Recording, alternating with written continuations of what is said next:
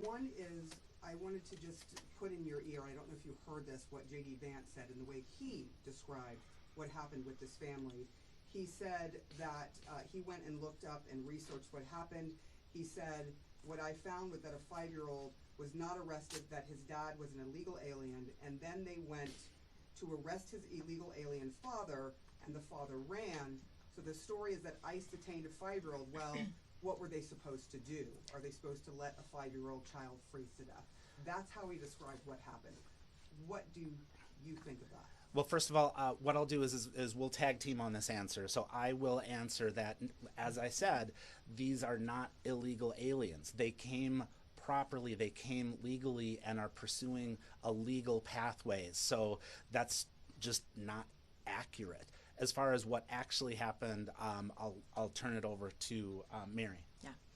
So I was on my way to get my own children from school, and I heard the commotion and saw all the people. And as I got out of my car and came around the corner, I heard, "What are you doing? Don't take the child."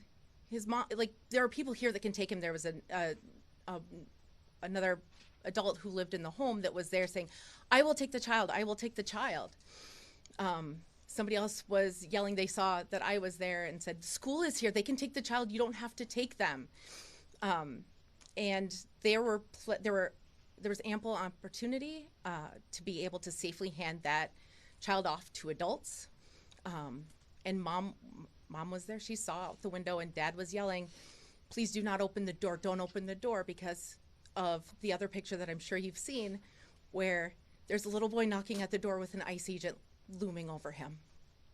And just the second question is, are you accusing ICE of using children as bait?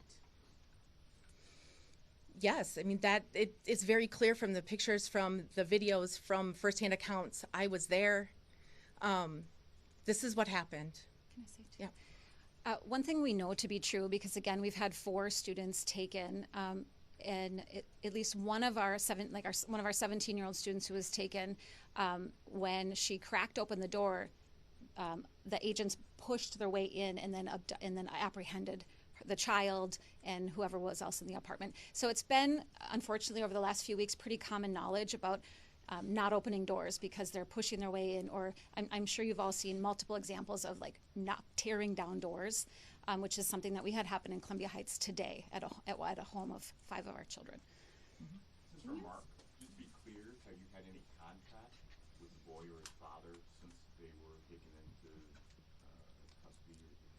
We have not had direct contact. We've had indirect contact. We've been trying to set up calls with the Dilley facility, but it's notorious to get that call time. So we're working on it, and we've had indirect contact. And just to clarify, were you working with this family on their asylum case before this incident, or were you just called in afterwards? I was just called in afterwards. I've been working on this for, 36 hours.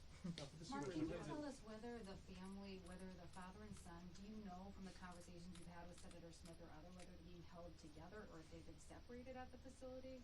I believe that they're being held together because that's the point of the Dilley facility. It's a family holding center. But I can't 100% confirm that. But I believe that they are together. For the superintendent, DHS is pretty forcefully online responding to articles both locally and from international outlets that are taking your words about this situation and calling those journalists and by extension you liars about this incident. To the best of your knowledge, do you know if their version of events is accurate in the idea that dad ran away when ICE was there and Liam was left alone in the driveway?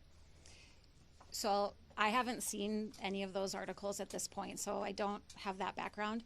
I will say there were when I arrived on scene shortly after Mary was there were several people on scene. So when I exited my vehicle, I immediately said, "Where's the child? Where's the child?" That's what I was there to do, is to collect the child and return them safely to school. And so there were people there videotaping or videoing it. I wasn't there. I would perhaps, our local officers in Columbia Heights Public Schools, they all wear body cams. So perhaps the ICE agents could they could share their body cams or review their body cams, and they can actually show on video what happened. Thank you for watching. Subscribe below and download our NewsNation app right now on your phone, and you will get fact-based, unbiased news for all Americans.